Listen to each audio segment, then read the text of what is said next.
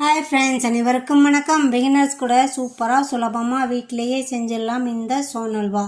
இந்த ரெசிபி எப்படி பண்ணுறதுங்கிறத நான் தெளிவாக சொல்கிறேன். மெஷர்மெண்ட்டு கூட இதே கப்பில், பேப்பர் கப்லேயே நீங்கள் பண்ணிங்கன்னா அளவு மாறாமல் கரெக்டாக இருக்கும். அதுக்காகவே இந்த கப்பு மெஷர்மெண்ட்லேயே நான் உங்களுக்கு சொல்கிறேன்.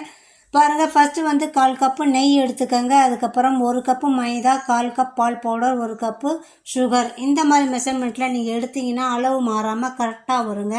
ஃபஸ்ட்டு வானலில் 1/4 கப்பு நெய் ஊற்றிக்கங்க. அதுக்கப்புறம் இதோட சுகர் சேர்ந்து கலந்துக்கங்க.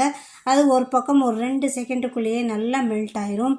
இதுக்குள்ளே நீங்கள் இந்த பால் பவுடரையும் மைதாவையும் நல்லா பவுலில் கலந்து வச்சுக்கோங்க. அங்கே அதுக்குள்ளே சுகர் மெல்ட் ஆகி ரெடி ஆயிரும்.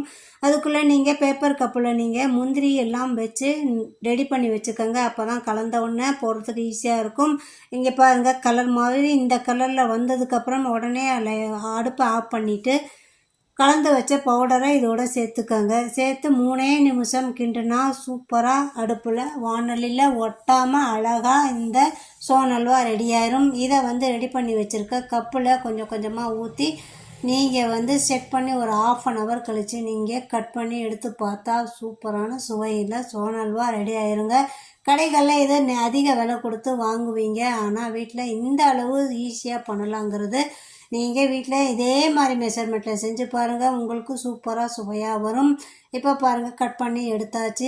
எவ்வளோ அழகாக பார்க்குறதுக்கு எம்மியாக இருக்குது. வீட்டில் நீங்கள் இதே மாதிரி ட்ரை பண்ணி நீங்களும் சாப்பிடுங்க, குழந்தைங்களுக்கு கொடுங்க. சேனல் பிடிச்சிருந்தா லைக் பண்ணுங்கள், ஷேர் பண்ணுங்கள், சப்ஸ்கிரைப் பண்ணுங்கள் மறக்காமல். நன்றி, வணக்கம்.